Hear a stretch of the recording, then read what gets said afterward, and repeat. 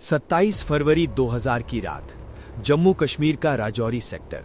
कड़ाके की ठंड हड्डियों तक चुभ रही थी। चारों तरफ सन्नाटा था, लेकिन यह सन्नाटा ज्यादा देर टिकने वाला नहीं था। अचानक सरहद के उस पार से गोलियों की आवाज गूंज उठी। कुछ ही सेकंड में मोर्टार के धमाकों ने पूरे इलाके को हिला दिया। आसमान में आग की लपटें उठने लगीं और जमीन बारूद की गंध से भर गई। ये कोई सामान्य फायरिंग नहीं थी, ये एक सोची समझी साजिश की शुरुआत थी। अशोक लिसनिंग पोस्ट, जहां 17 मराठा लाइट इन्फेंट्री के जवान तैनात थे। ये पोस्ट बेहद संवेदनशील थी, क्योंकि ये 3 तरफ से दुश्मन की पोस्ट से घिरी हुई थी। ऐसी स्थिति में एक छोटी सी चूक भी भारी पड़ सकती थी। कमांड आया, पोजीशन होल्ड करो, फायरिंग जारी रखो, दुश्मन को 1 इंच भी आगे मत बढ़ने देना। भारतीय जवान पूरी मुस्तैदी के साथ जवाबी फायरिंग कर रहे थे। हर गोली के साथ उनका इरादा साफ था, चाहे कुछ भी हो जाए, ये पोस्ट नहीं छूटेगी।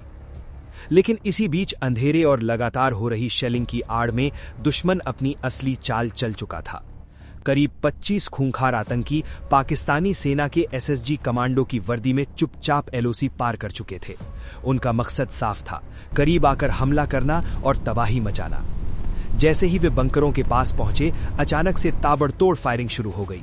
सबसे आगे पहली लाइन में डटे थे सिपाही भाऊ साहेब मारुति तालेकर। उन्होंने बिना डरे पूरी बहादुरी के साथ मुकाबला शुरू किया। सामने दुश्मनों की संख्या ज्यादा थी, लेकिन उनके हौसले उससे भी बड़े थे। वे लगातार फायरिंग करते रहे, अपने साथियों को कवर देते रहे और दुश्मन को आगे बढ़ने से रोकते रहे। लेकिन अंधेरा गहरा था और दुश्मन बेहद करीब आ चुका था।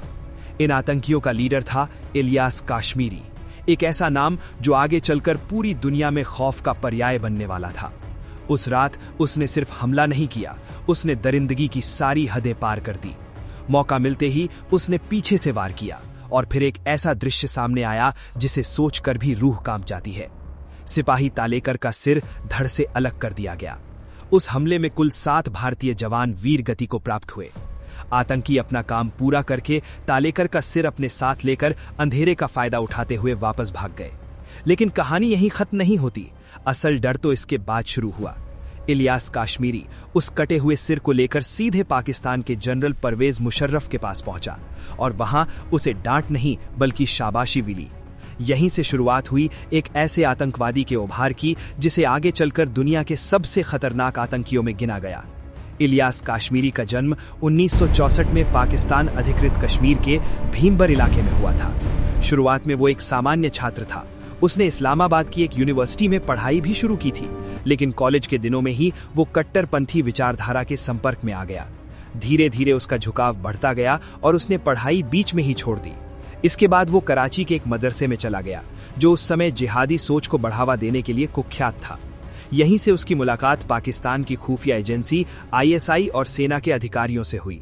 उसके जुनून और कट्टर सोच को देखते हुए उसे एसएसजी कमांडो यूनिट में शामिल कर लिया गया। 1980 का दशक, अफगानिस्तान में सोवियत यूनियन और अमेरिका के बीच युद्ध चल रहा था। काश्मीरी को वहां भेजा गया, जहां उसका काम था मुजाहिदीनों को बारूदी सुरंगों की ट्रेनिंग देना। लेकिन एक दिन एक ऑपरेशन के दौरान एक बड़ा धमाका हुआ। इस धमाके में उसकी एक आंख चली गई और हाथ की एक उंगली भी कट गई। वो बुरी तरह घायल हुआ, लेकिन बच गया। उस दिन के बाद वो पहले जैसा इंसान नहीं रहा। अब वो पूरी तरह एक खतरनाक और निर्दयी लड़ाका बन चुका था। अफगान युद्ध खत्म होने के बाद पाकिस्तान ने उसे कश्मीर की ओर मोड़ दिया। 1990 के दशक में कश्मीर में आतंकवाद अपने चरम पर था और इस आग को भड़काने वालों में इलियास काश्मीरी सबसे आगे था। उसे हरकत उल जिहाद इस्लामी का कमांडर बनाया गया। उसने ब्रिगेड 313 नाम की एक खास यूनिट बनाई जो बेहद खतरनाक मानी जाती थी। इसके बाद उसने कई साजिशें रची। 1994 में विदेशी नागरिकों का अपहरण किया गया ताकि भारत पर दबाव बनाया जा सके, लेकिन भारतीय सुरक्षा एजेंसियों ने समय रहते कार्रवाई की। सहारनपुर में एक ऑपरेशन के दौरान सभी बंधकों को सुरक्षित बचा लिया गया। उसका साथी उमर सैयद शेख गिरफ्तार हो गया, लेकिन काश्मीरी फिर से भाग निकला। 1995 में वो दोबारा भारत में घुसा, लेकिन इस बार भारतीय सेना ने उसे पकड़ लिया। उसे जेल में डाल दिया गया, लेकिन कुछ समय बाद वो वहां से भी फरार हो गया। वो वापस पाकिस्तान पहुंच गया, जहां उसे एक हीरो की तरह देखा गया। 2001 में अमेरिका पर 9/11 हमला हुआ। इसके बाद पूरी दुनिया में आतंकवाद के खिलाफ युद्ध शुरू हुआ, लेकिन काश्मीरी अब और ज्यादा खतरनाक हो चुका था। वो अलकायदा से जुड़ गया और एक ग्लोबल कमांडर बन गया। उसका नाम कई बड़े हमलों से जुड़ने लगा। मुंबई 26/11 हमला, पुणे जर्मन बेकरी ब्लास्ट और कई अंतर्राष्ट्रीय साजिशें।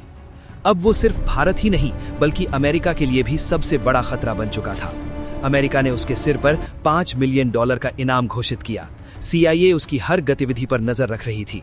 और फिर आया 3 जून 2011, साउथ वजीरिस्तान का एक शांत इलाका, जहां वो अपने साथियों के साथ एक सेफ हाउस में छिपा हुआ था।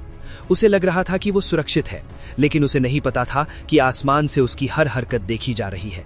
अमेरिकी ड्रोन पहले से उसकी लोकेशन ट्रैक कर चुके थे। रात के करीब 1:15 पर एक सिग्नल मिला और कुछ ही सेकंड में ड्रोन से मिसाइलें दाग दी गईं। भयानक विस्फोट हुआ, पूरा सेफ हाउस मलबे में बदल गया। इलियास काश्मीरी और उसके साथी वहीं खत्म हो गए। उसकी लाश कभी बरामद नहीं हुई, लेकिन कुछ समय बाद उसकी मौत की पुष्टि कर दी गई।